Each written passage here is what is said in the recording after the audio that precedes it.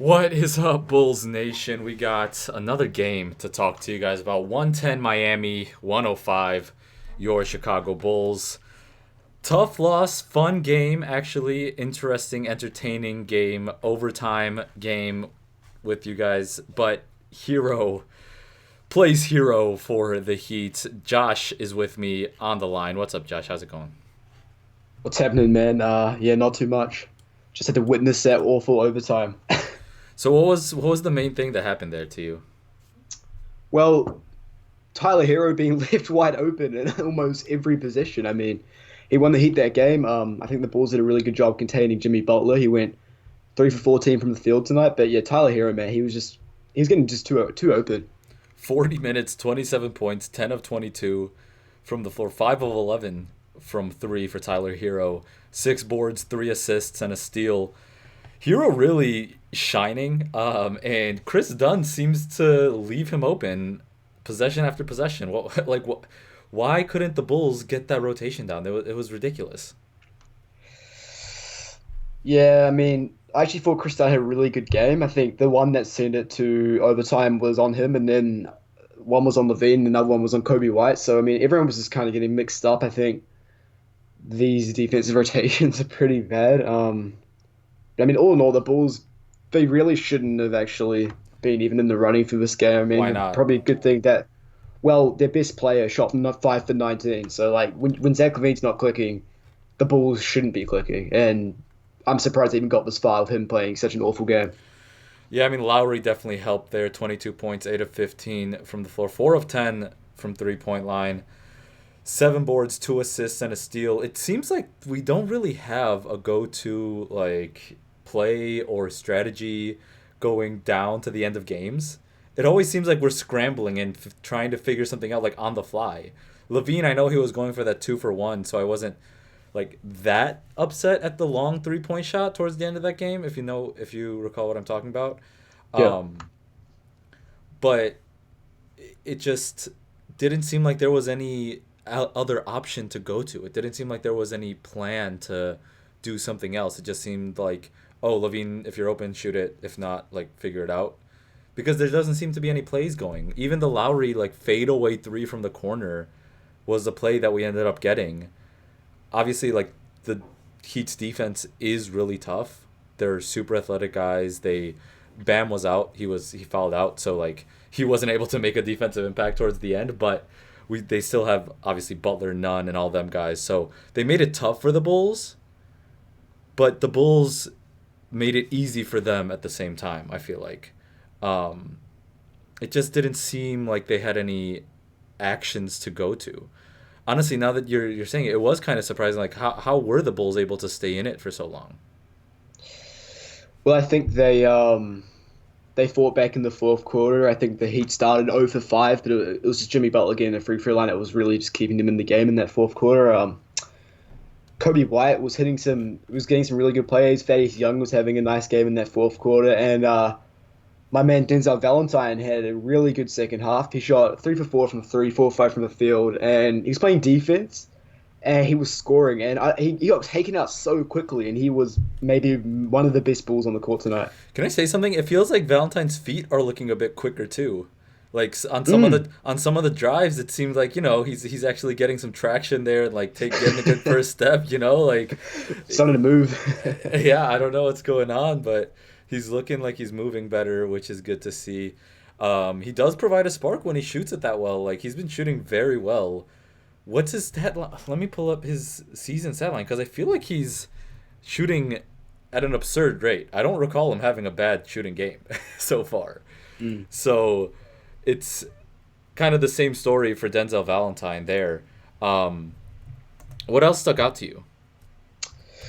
One thing that stick out to me is that Kobe White was playing point guard tonight, and quite a lot of, especially at the end of the first quarter, second quarter. He's bringing the ball up, he's running the half court sets, and he had 8 assists tonight. 8 assists to 4 turnovers in 31 minutes of 11 points, 4 rebounds. So it's good to see he's starting to get an opportunity to run the offense a bit more, rather than obviously Ryan, who only played 6 minutes tonight. So it's good to see that the Bulls are starting to get Kobe ready for, that starting point guard spot, which should be his, sooner rather than later. I mean, Sato only played 22 minutes tonight Yeah, compared to Kobe White 32. Exactly, and it's interesting to me. Like, is are the Bulls gonna wait until they hit full tank mode to give Kobe the starting role? Like, it seems like Kobe, when he's on, he's a better player, and definitely, if he's on, we want Kobe out there over Satoransky. That's just been the case. So I don't know why we don't try to start that way. Maybe the bench would go cold. There isn't really too many creators on the bench, but it's kind of the same right now. Like, if Kobe's gonna play the closing minutes, I don't know. Just try it out. I feel like if you just try it out, you'll see what's up.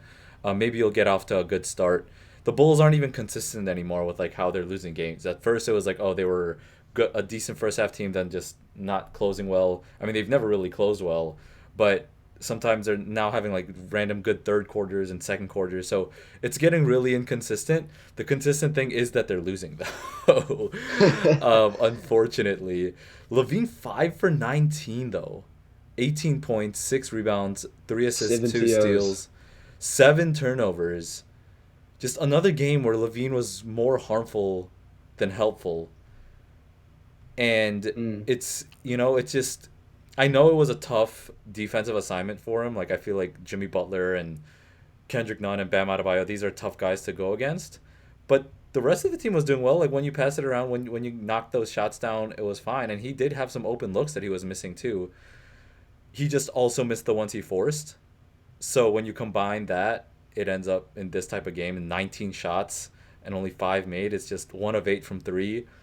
He was just having a tough shooting night, and there's just not the ability to overcome stuff like that for the Bulls, because even though Lowry was having a good game, it still was like, it wasn't a steady diet of a good Lowry. It was kind of like, okay, Yeah. he's on for a 5 to 6 minute stretch. Now he's not really doing anything. Now he's on again. Now he's off again. So there's no Mm. like consistent flow of good play. It's very inconsistent in my opinion. Like, what do you think about that? Well, it's not very consistent when Zach doesn't have it going because just to start because he's your best scorer and the team relies on Zach to get points on the board. And with Lowry, you're right, he goes hot and then he goes cold, and tonight was a good example of it. He played 38 minutes. I want to say it's a season high. But yeah, he started off really nicely. He slowed down a little when he subbed out. Boylan actually kept him out from the end of the third quarter to midway through the fourth quarter. I think he's left him on the bench for about 8 minutes in, riding if that he's young. So that obviously would have cooled him down a bit. So that's kind of poor rotation management from Jim because at that point Lowry had 20 points and he was playing pretty decent, and he came back in, missed a couple wide open threes, bit of this, bit of that, but just change the subject a little bit. With Zach Levine having an off shooting night and Tyler Hero having an on shooting night, it would have been cool to see if the Bulls went to Kobe White in the clutch, just to see rookies could exchange baskets sort of thing, because I was Kobe waiting had a for really that. big I was three down the honestly stretch, waiting for man. that. Yeah, and that would have been awesome to see Kobe White, get his big opportunity, like under the spotlight. Lots to prove that he's one of the better rookies, and I wish we saw that, man. I feel like he could have lived up to that opportunity. I think so too. He had the ball. I felt like he was gonna pull up. Like, I don't know if that would Yeah, have been the right play, but like, Levine was cold, and Lowry, needs to get a shot created for him. So, and you also have Hero going off. So just like, just tell Kobe, hey, we trust you. Like, you're better than Hero. Go prove that. yeah. Like, And I mean, he was playing well, man. Kobe had a good I'm game. not saying Kobe's better than Hero right now. He hasn't been playing as good as him probably consistently, but I'm just saying that's what you tell Kobe, Yeah. right? You tell Kobe to prove that he's better than Hero. And I felt like that was, I totally agree. I thought that was definitely the move to go with, but sadly, it didn't happen. Who else? Wendell Carter, 7 points, 10 boards, a steal, only one offensive board, a couple that were taken away from him from fouls. Plus 13 though, team high, plus 13 even in this game. Wendell still punching the clock. Literally. Literally still punching the clock. He is the only other plus on the team. I guess Denzel is a Mm. +1 and Shaquille Harrison. Denzel. Shaquille Yeah. Harrison is a +1 too, who actually got 9 minutes, which I was pumped about.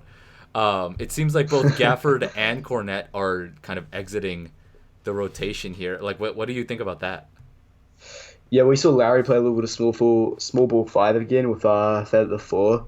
And Gafford, I think it was because Gafford had 3 fouls in 2 minutes. So like, Boylan was like, "Nah, you can get out." And then he tried Cornet, and Cornet was getting bullied by Bam at a bio, and Jim was like, "Nah, get out." So that led to Wendell playing 40 minutes. And if we're just going to talk about Wendell quickly, he only got 3 shots tonight, and he was actually they're all in the first quarter, I believe. And the shots he was taking, like they were good shots, and he had a really nice post move over. I think it was Bam, and the Bulls just didn't look for him. He had open threes, he had open mid range jumpers. He didn't shoot anything tonight. That's why Wendell Carter only got 3 shots up. And I mean, he needs a large role. He could have easily had a better performance and could have had like Bam Adebayo's getting 9 shots and 9 free throw attempts. Like why could Wendell Carter not be doing that? Wendell Carter has a better offensive game than Bam Adebayo, but yet he's not being utilized correctly. And we've been saying it all season, and it's still nothing's changed at all.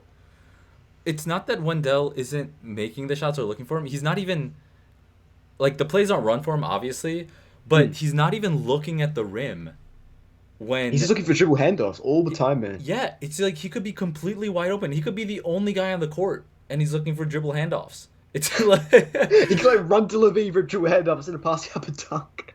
that's how it's looking like because Yeah. there's no and that's completely a mental thing, and that comes from not being empowered to shoot. Like if you're telling Wendell, "Hey, shoot when you're open," he's probably gonna at least understand that he's open or be told that he's open, and when he's told that he's open, maybe he's gonna take a shot.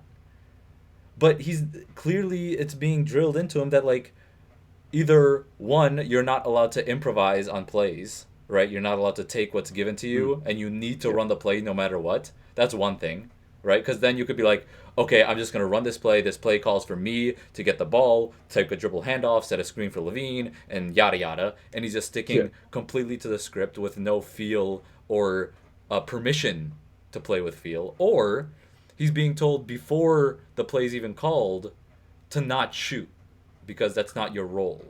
Either one of those things are the only like those two are the only scenarios why I could think that Wendell is just not even looking because if he is being told, "Hey, you can shoot if you're left open. If he's like 3 steps back from you, you can go ahead and shoot it. Like just get your shots going. You can maybe run some plays out at the post of him to have him gain some confidence in like reading plays, but his only thing that he's doing, and he's doing it extremely well given the circumstances, is playing garbage man and setting Mm. pick and rolls for people like Zach who aren't really gonna do a great job of finding him most of the time. So Yeah, Wendell, I don't. Oh, go sorry, I ahead. didn't mean to No, cut you no, off. go Keep ahead. talking. I'm ranting. Go ahead. I mean, I just saying I don't get why Wendell doesn't. He should at least just ask for a larger offense role. There's no reason he shouldn't be taking the same amount of shots that Satoransky's taking. I mean, he has a good offensive game. He can post up. He can pop out. He can shoot those little mid-range jumpers. He can shoot from the elbow. Like, there's no reason Wendell Carter is should not be taking these shots. Like, it's there for him. The Bulls drafted him because he can do a bit of everything. Do you see him doing a bit of everything? No, he's just playing defense. He's just doing dribble handoffs all game long. And as you said, he's a garbage man. He does not have a role on this team. Like, it's all the Levine show, and sometimes it's the marketing show. Yeah, it's interesting to me that Wendell, with all the skill that he's also demonstrated, that there's no faith in giving, and like, I feel like they just started running plays for Lowry recently, right? Yeah. And Yep. as soon as they started running plays for Lowry, he started playing better in these past few games and actually No getting surprise there. 20 points, right? No surprise there, right? Wendell does all these things without anything even called for him. Imagine the stuff like he has 0 assists and and he has such a good passing like game. So I don't understand why it's not something that's kind of thrown into the playbook. Because Yeah. clearly Levine Yeah. isolations are in the playbook. Like why is that okay?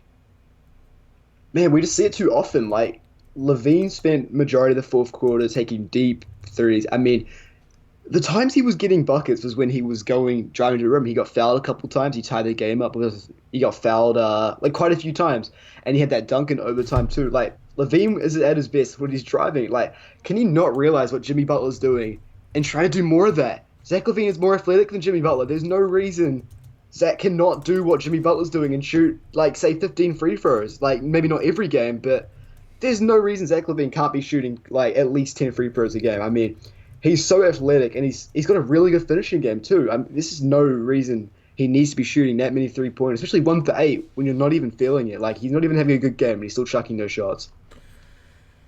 Yeah, it's no surprise though. Unfortunately, Mm. what do you think about Satoransky and Thaddeus Youngkin? The two guys that you've kind of been lower on. Ooh. That had a decent game. 22 minutes, 12 points, 5 of 10 from the floor, 2 of 5 from the 3 point line, 4 boards. Thaddeus wasn't too bad. Yeah, so we'll start with Sato first. I mean, he didn't really do much. There was a reason he played 22 minutes. He wasn't like doing a lot of things well. Neither was he doing anything wrong, but there was no reason for him. And I think the Bulls are starting to. I feel like this might be an order from up top, from say a Paxson or like maybe not a Ryan Still, but like a Paxson or someone, Boylan saying play Kobe White more, give him some minutes at point guard. I think that's why Kobe White's starting to get his minutes up a little bit because he's last few games we've seen him play fewer minutes, like we talked about in the last pod against Golden State, how he didn't even play any minutes in the fourth quarter when he was having a good game. So it's good to see Kobe getting his minutes. In terms of Thad, though, I think he had a good game. He was -9, but I mean that doesn't really mean much because I think he was actually doing a lot of things well. He missed a couple of point blanks, but missed a couple of 50-50 balls. But overall, he had a nice game. He had a few like really nice post moves too. But just talking about the bigs, I mean, the Bulls have failed to, like during the overtime, we saw that they just failed to box out and get those 50-50 balls. I mean, Tyler Hero hit a wide open three because neither Markkanen or Carter wanted that ball. And there was a couple of other ones too. The Bulls could have had it. Chris Dunn was dying for the ball, but yet Markkanen was just standing there. And they just look they look soft, okay? Like, there was no reason you can't be going after that. You see dudes like Kendrick Nunn who's fought his way like onto the roster. Like, he's going for everything. Like, Archie goes for everything, fights his way onto the roster. Like, it's almost as if we took this at the start of the season, our players kind of have it, the starters have it easy a little too much. They need to show that grit and toughness, as Boylan says, that, like Archie would do if he was in the game. Obviously, Archie's been coming down to earth a little bit, but he'd be dying for those loose balls if he was in the game. Yeah, he would be. It's this man. I don't want to use the word spirit or anything, just I was because nearly about to. I know, because it kind of it is a good way to explain it. Like the Bulls seem to play without the conviction that you would want them to, right? Especially, definitely not the conviction that the Heat seem to be playing with. But it also was a close game. It's not like we were getting blown out, right? There were positives to talk about in this game. They just couldn't close out. In the end, the offense dies down, bogs down. The defense allows things that are too easy, basically.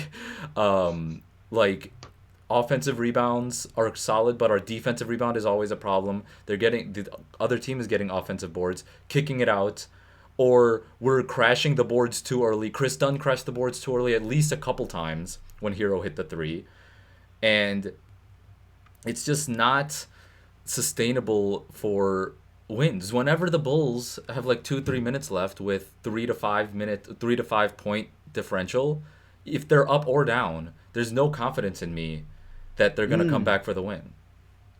That's a good way to put it too. Like the Bulls, I just lose faith in them. Like they actually held a 3 point lead for the majority of that fourth quarter, and then they just let it slip away. Like exactly, this like when Jimmy was on the team, like I always felt confident in the fourth quarter that Jimmy's gonna hit some clutch throw. He's gonna get to the free throw line. With this team, like you just don't feel that way. I mean, you just think, oh, how are they gonna find a way to lose this one? Oh, how are they gonna turn the ball Yeah, over? Oh, how are they gonna miss a shot? you messaged I me. even Oh, messaged are you, you yeah. ready to talk about Zach Brick Part 2?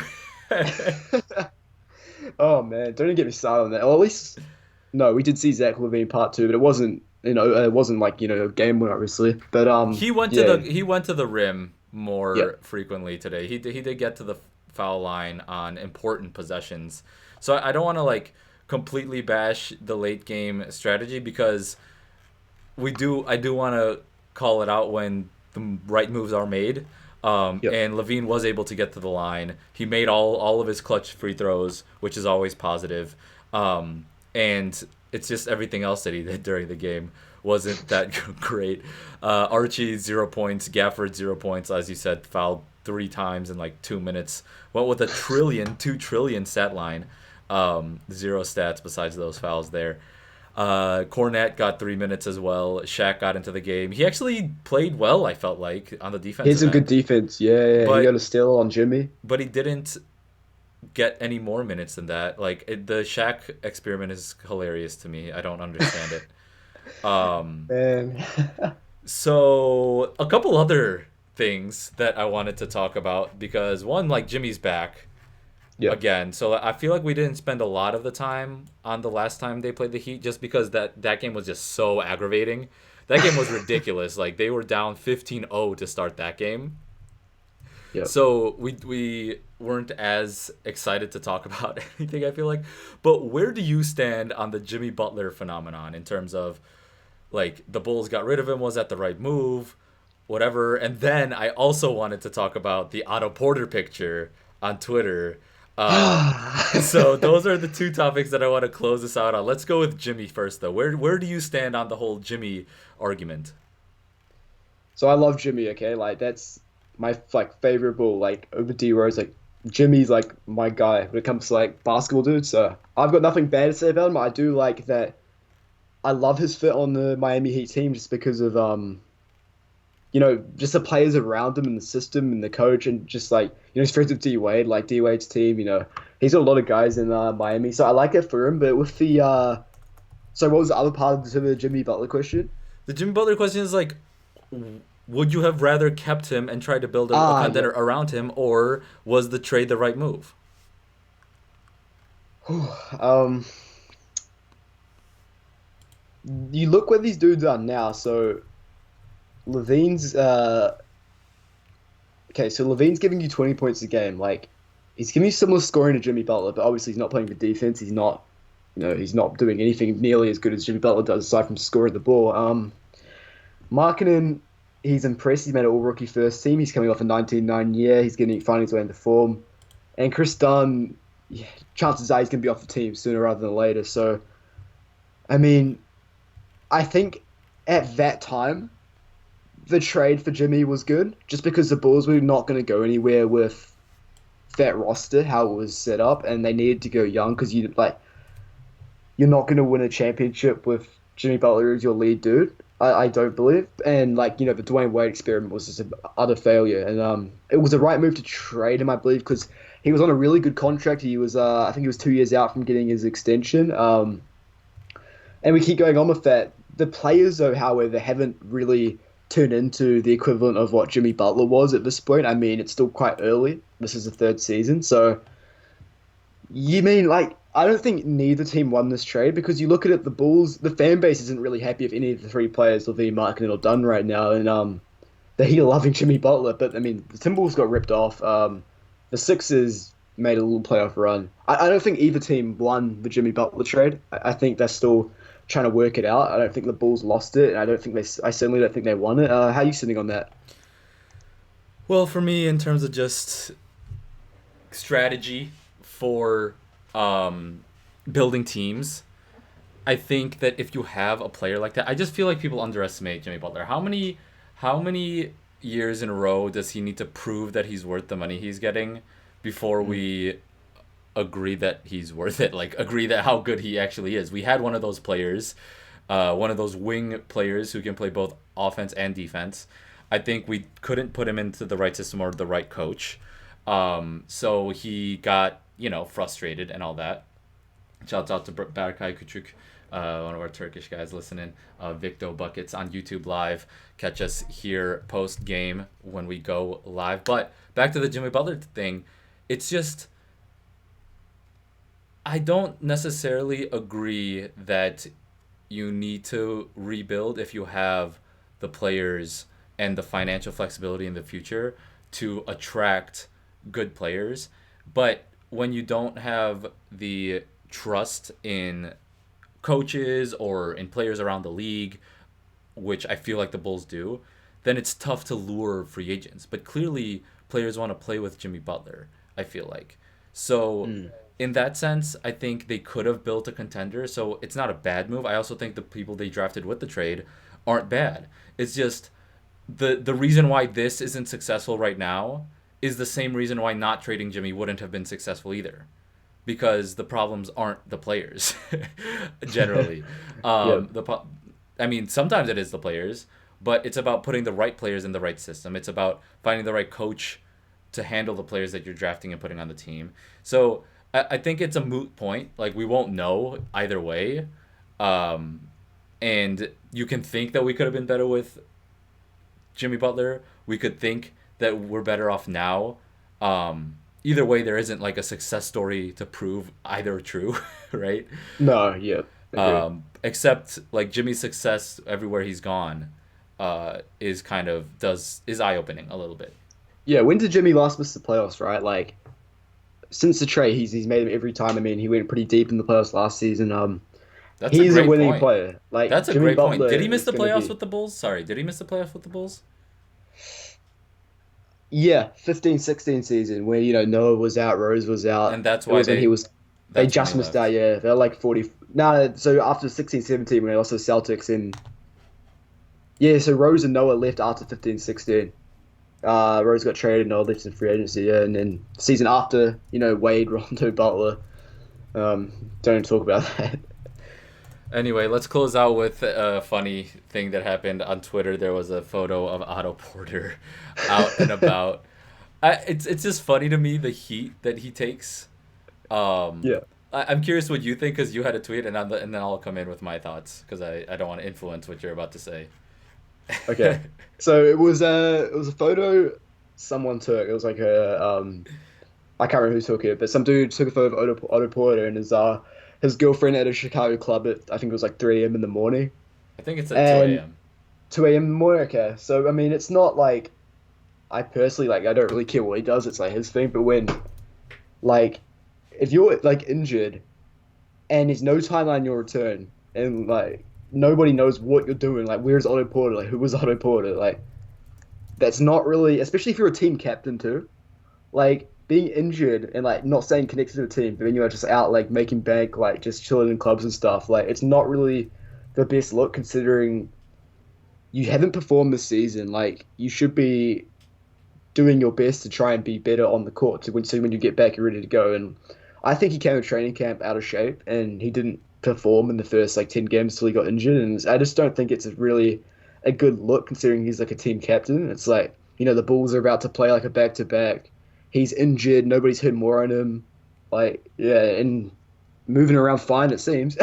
So the dude said that posted Well, the image. moving around fine it seems is not fair, because you can walk around and not be able to play.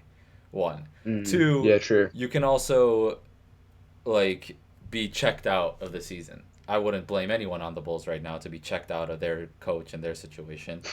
Um, that doesn't mean that that's the right thing to do. I'm not condoning this, right? But we're also not there to judge him, right? Yep. I think it's funny when a lot of people get extremely frustrated. It's like you're not in that situation. You could be pretty pissed off at the current situation you're in. You're injured. Like you thought you were gonna play well. There's not a lot of free agents out in the market next year, so you want to show out and maybe you can decline that option for a long term deal. I feel like that's probably the best route. That was the best route for Otto himself, to opt out and sign a long term deal. But now like he's injured, the team's not playing well. He's not like playing well with the team, so he's not. It's just a lot of things. I think that it's not a topic that we need to spend too much time on, obviously, Yep. but it's also not something that people should just get up in arms about. I think it just shows there's a deeper issue, with the team, probably. Yeah, yeah, yeah. But like Harden also is always out. Yeah. Harden But I is mean, always going Harden's out, winning you right? games though. Like Harden's winning you games. Exactly. So, Yeah. and that's the difference. Vex legend, hero torch yell at the end. GG though. Hope your team does good since I like the Bulls too. Appreciate you, man. I like the Heat. The Heat are my second squad. I mean, anyone who knows me knows that Jimmy Butler's my favorite player. So if the Bulls are mathematically out of the picture, the Heat are my squad for the playoffs. And honestly, do you want to talk about the Heat a little bit? Because I do like the Heat. I have watched a decent Yep. amount of games. Duncan Robinson is fire. Honestly, I really like Duncan Robinson as like that shooter, straight shooter. doesn't really need to do anything else, and he knows he doesn't need to do anything else, and he doesn't really want to do anything else. He just shoots at a high percentage, and can go off at any moment. You have Kendrick Nunn, who could always go off, but it's consistently going to give you the effort and the defense and the hustle. 18 points for him, 6 of 11 from the floors, 3 boards, 3 assists. Bam Adebayo, one of my like the Bam versus Wendell comparison is very interesting, but it's just Wendell is not being utilized and is not being played as a part of the team, whereas Bam is a fulcrum of the offense and the defense. Yeah. Purposefully the fulcrum, though, not like the fulcrum because Wendell is going to have to find some way to impact the game. Bam Adebayo is put into situations where they want him to impact the game. He knows that he's there for a reason, and that's not what we feel with Wendell. Vex Legend also says Myers Leonard is not his favorite player. As a Heat fan, I hate. You don't need to use the word hate here, but Myers Leonard, Illinois guy, he can go off occasionally. He can get you 27 in a playoff game, as we saw in Portland. In the finals, was it? In the Conference West, finals. yeah, conference Yeah, finals. yeah. He also is a very like him and Olynyk being the bigs gives you very different ways to play because you can go switchable. You can also go 5 out if you have Olynyk, like right. If you have Olynyk and Myers Leonard with Jimmy Butler and then Hero and Duncan Robinson. Now you have Jimmy Butler with 4 knockdown shooters around him. That's a look that I really like. Maybe you want to go small if you want to go Bam Adebayo and Myers Leonard. Like Myers Leonard and Olynyk give you a lot of flexibility, but only one of them's really going to be on a given night. Generally, if both are on, then you're lights out. But Hero is the real prize. Like it's interesting. Hero and Bam versus Wendell and Kobe White is a very interesting 2-for-2 conversation. Where do you stand on that? Well, from right now, I'm taking the Heat because they're winning games. Adebayo is developing into a DPOY candidate. Tyler Hero is developing into like a Rookie of the Year candidate. They're both playing super well, and I think future long term, if the Bulls develop their players right, there's no reason Wendell and Kobe cannot be better. I still think like you redraft this and you still take Kobe White over Tyler Hero just because I like Kobe White's ceiling more than Tyler Hero's. Kobe White's potential is through the roof. Like Tyler Hero is more of a spot up shooter guy that can like take a couple dribbles sort of thing. Like Kobe White does it all, man. I think long term you want Kobe on your team rather than Tyler Hero. Not just to take any credit away from Tyler Hero. He's been great and he's going to be great, but like there's a reason that Kobe gets a lot of hype, and I still think he's going to be really, really good for this team. And same with Wendell Carter too. He's just not being developed right. Like you see the shots that Adebayo's taking, like how he's being used. Jimmy Butler has a bet with Adebayo that if he does not attempt a 3 in a game, he owes Jimmy Butler $500. And like, Really? Is that a thing? yes, that's a thing. And maybe like Jim Boyler needs to do something like that with not even Jim Boyler, like Zach LaVine needs to do something like that with Wendell, just to get him going so he can actually shoot the ball more. Maybe it's like you need to take 3 mid-range jumpers in a game or something like that because like there's no reason Wendell shouldn't be doing what Bam's doing. 6 assists of Bam, and Wendell's a good playmaker. There's exactly no reason that. Okay, Bam's been in the league for another year, so I don't expect Wendell to take the same jump. Bam's older than Wendell, but yeah, in the future, like we should expect Wendell to take a little similar, very similar jump to what Bam's doing. When obviously the Bulls decide a new coach is the right move, and he actually gets along with Wendell and realizes that okay, this guy's actually pretty good. And Barakai Kuchik says Spoelstra is elite. What he did with Nunn and Robinson is just amazing. That is a topic that I want to exactly point to for the Bulls. The Bulls are like, they don't get anything out of the high potential guys that they take.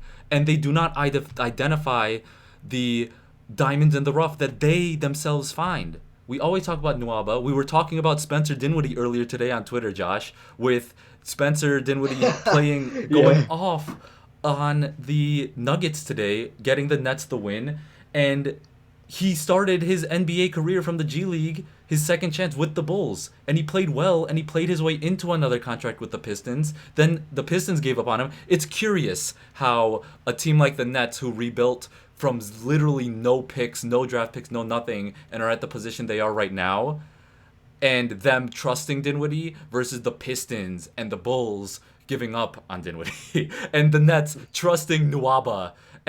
Oh my God, it's just so much, They won't get you pissed, man. And no dude. other Both, one. They're like, both, both, both of them. yeah, yeah, The Nets and the Heat are making the best out of second round picks, out of G League guys that they trusted, out of lottery picks that they're picking up like Tyler Hero, out of guys like Bam.